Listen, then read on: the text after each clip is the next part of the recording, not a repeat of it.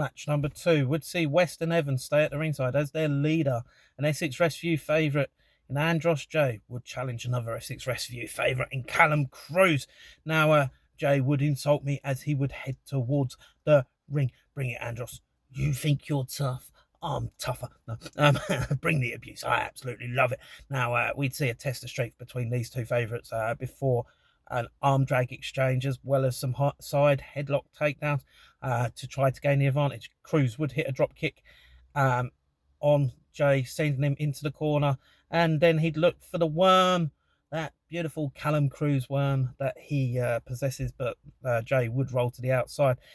Cruz at this point would look to fly, but Jay would manage to counter it, and then West and Evans would get involved, taunting Cruz, and then West would distract the referee as Evans would actually choke upon Cruz. This would only serve to fire up Cruz, though, as he would start to unload. He finally hit the worm with the headbutt to the groin of Jay, and then he'd hit a springboard elbow, or so it looked, but he'd actually collide into Jay's knee for a 2 count for Jay. Jay would then start to beat down and then hit a running knee drop for the win. It was over just like that. It was absolutely shocking. Andros J would then look to attack after the bell. All the meanwhile, Will West would be abusing Essex Rescue Jr. the Third and myself.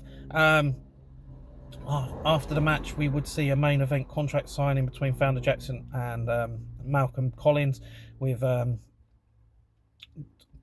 Collins slapping Founder Jackson, then Jackson attacking security and hitting an FU on one of them through the table. But back to the match.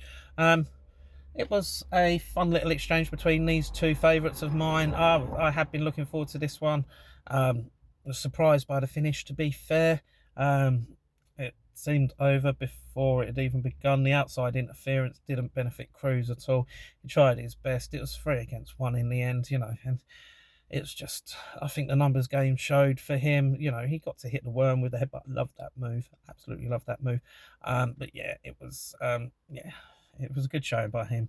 But as I say, it was over before it even begun, with the fact that West and Evans had stayed at ringside. Now, Andros J, he had the numbers game on his side. As the leader of a stable, you would expect that.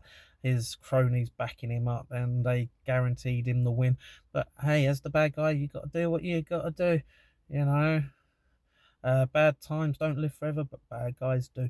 Anyway, if you ever get a chance to see either of these two guys in action, thoroughly recommend you do so for yourselves.